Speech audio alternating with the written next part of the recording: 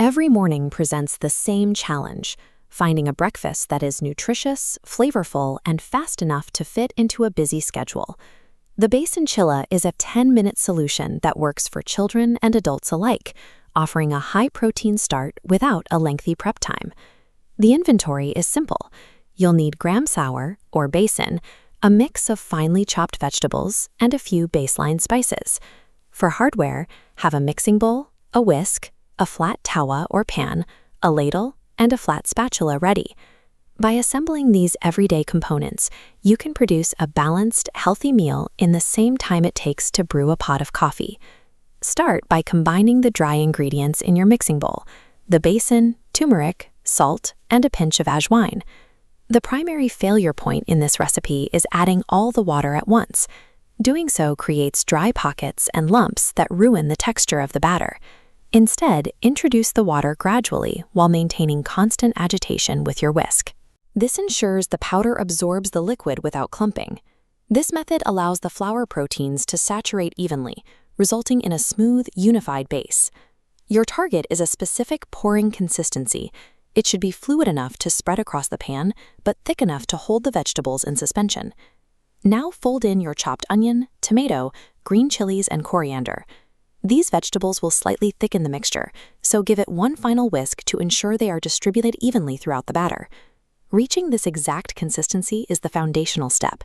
It is what allows the chilla to cook through evenly while maintaining its shape. With the batter ready, we move to the stove. Preheating the pan is mandatory. You want a steady, medium heat to ensure the crepe cooks without sticking or burning. To test the temperature, flick a drop of water onto the surface. If it sizzles and evaporates immediately, you're ready to proceed.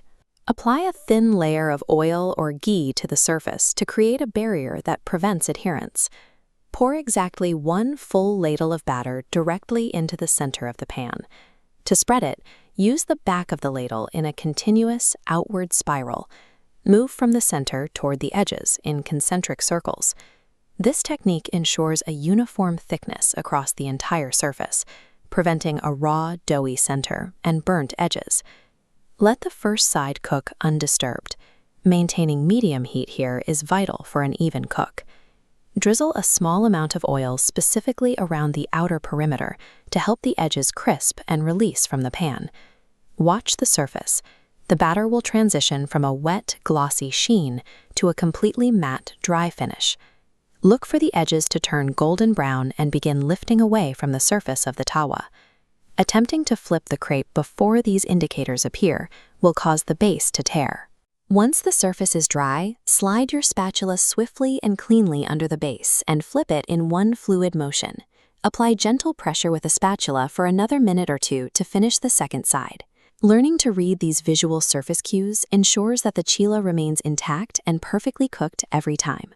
Transfer the steaming chilla directly from the tawa to your plate. A successful result is a symmetrical, golden brown crepe with an even color gradient and crisp edges. The exterior provides a light crunch that gives way to a soft, vegetable-packed interior. Serve it immediately with fresh green chutney or ketchup to complement the savory spices.